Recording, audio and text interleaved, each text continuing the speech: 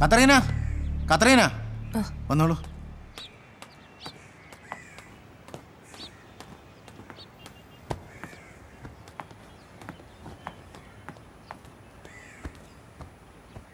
എൻ്റെ സാറുമാരെ അതിനകത്ത് വേറൊന്നുമില്ല. കുറച്ച് മരുന്നും കുളിസോപ്പും മാത്രമേ ഉള്ളൂ. വേറൊന്നുമില്ല സാറേ. ആ നമ്പർ ഇട്ട് മാറ്റി വെച്ചോളൂ. അലക്സ് മേസ്ത്രിയുടെ പെങ്ങളാ. പിന്നെ ജോൺ സൂപ്രണ്ടിൻ്റെ അനുവാദമുണ്ട്. മേസ്ത്രിക്ക് വെളിയിൽ നിന്ന് പെങ്ങളെ കാണാനും സംസാരിക്കാനും. അതെന്താന്ന് വെച്ചാൽ ചെയ്യൂ, അധികം സമയം എടുക്കണ്ട. ശരി.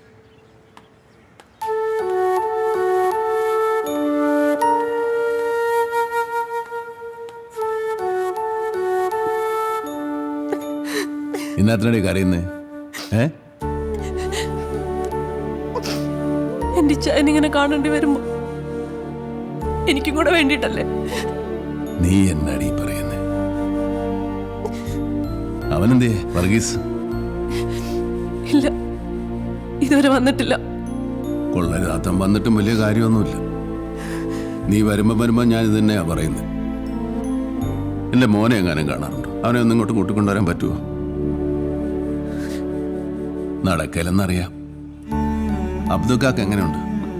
ഒത്തിരി നാളായി ഇങ്ങോട്ട് കണ്ടിട്ട്. നടക്കാനൊന്നും വയ്യ, എന്നാലും ഇങ്ങോട്ട് വരണമെന്ന് എപ്പോഴും പറയും. പുള്ളിക്കാരൻ വരാത്തോണ്ട് നാട്ടിലെ വിശേഷമൊന്നും അറിയുന്നില്ല.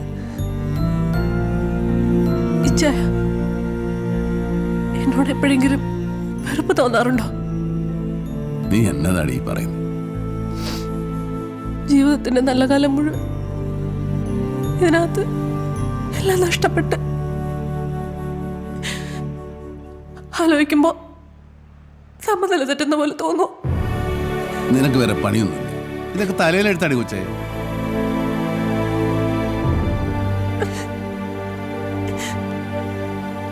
ഇങ്ങനെ ഒന്ന് കരയാനാണെങ്കിൽ ഇങ്ങോട്ട് വരണ്ട. എനിക്ക് ഈ കരച്ചിലും പിടിച്ചിലൊന്നും കാണും. സമയം ചേനെ വിഷമിപ്പിക്കുന്നില്ല. പോയേക്കുവാ.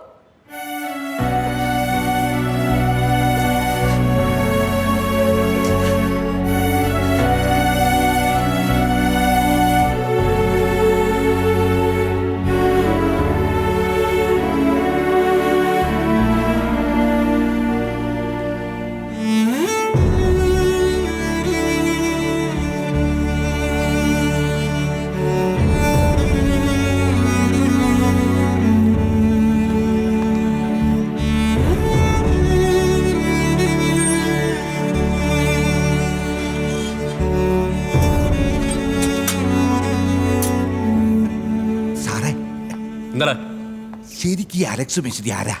ആരാ?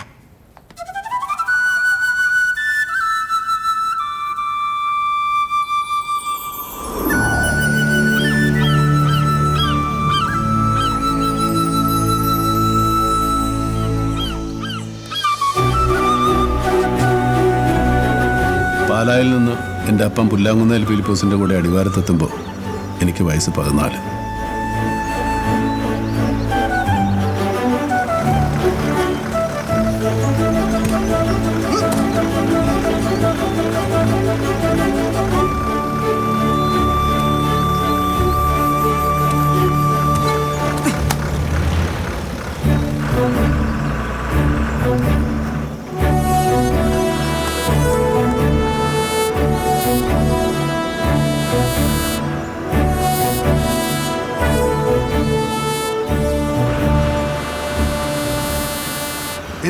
എന്നാ പറ്റി?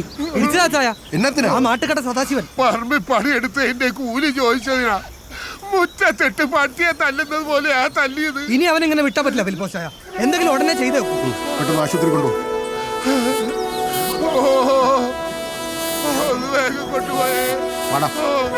അടിവാരം മുഴുവൻ അന്ന് മാട്ടുക്കെട്ട സദാശിവൻ എന്ന മുതലാളിയുടെ കയ്യിലായിരുന്നു.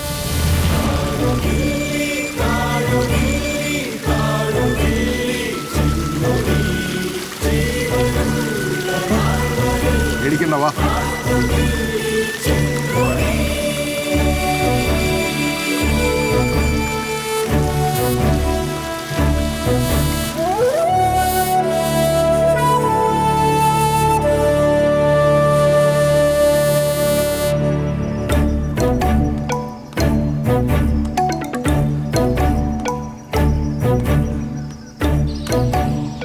അപ്പനും അമ്മച്ചിക്കും കൂടി ഞങ്ങൾ 4 പേരാ. ഞാനായിരുന്നു ഏറ്റവും താഴെ.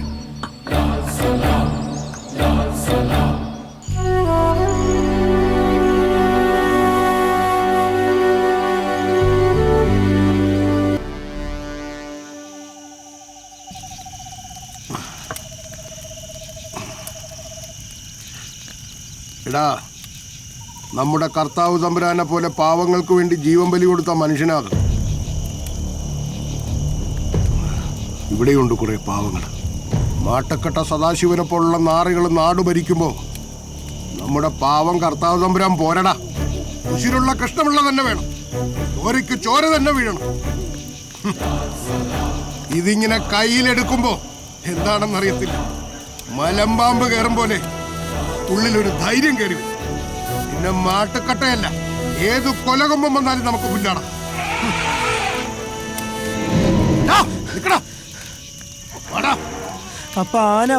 നാട്ടിൽ ആനയെല്ലാം നിന്റെ അപ്പാപ്പൻ വരുവാടാ. എടുക്കടാ, അതീ മുക്ക മുക്കടാ.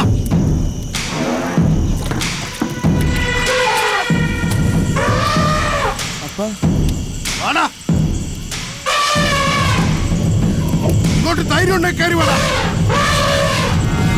നീ അങ്ങനെ ഇവിടെ കയറി മേയാന്ന് വിചാരിക്കണം. ഇറങ്ങി വേണം ധൈര്യം ഉണ്ടെങ്കിൽ. പേടിപ്പിക്കല്ലേ, ചങ്കൂറ്റത്തോടെ പറയടാ. ഏത് കൊലകൊമ്പനാണെങ്കിലും വാടാ.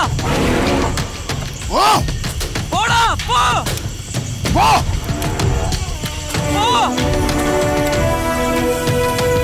ഇരിക്കടാ. മനുഷ്യന്റെ ചങ്കുറപ്പിന് മുന്നിൽ എന്നെ ആനയാലും നിൽക്കത്തില്ലടാ. കാട്ടിന്ന് കിട്ടുന്ന ഈ കരുത്ത്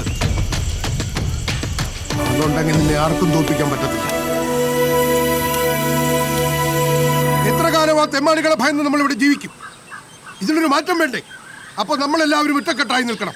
ആ വാക്കുകൾ എനിക്ക് ആത്മവിശ്വാസം പകർന്നു. അപ്പനൊരു നാടിൻ്റെ മുഴുവൻ ആവേശമായി മാറുകയായിരുന്നു.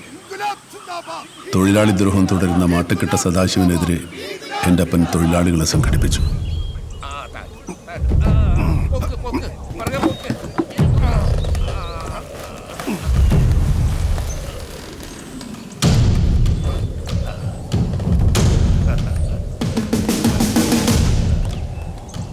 അപ്പൻ്റെ നേതൃത്വത്തിൽ അവിടെ ഒരു കൊടിമരമുയർന്നു. അതായിരുന്നു അടിവാരത്തെ തൊഴിലാളി പ്രസ്ഥാനത്തിൻ്റെ ചെങ്കൊടി കെട്ടിയ ആദ്യത്തെ കൊടിമരം.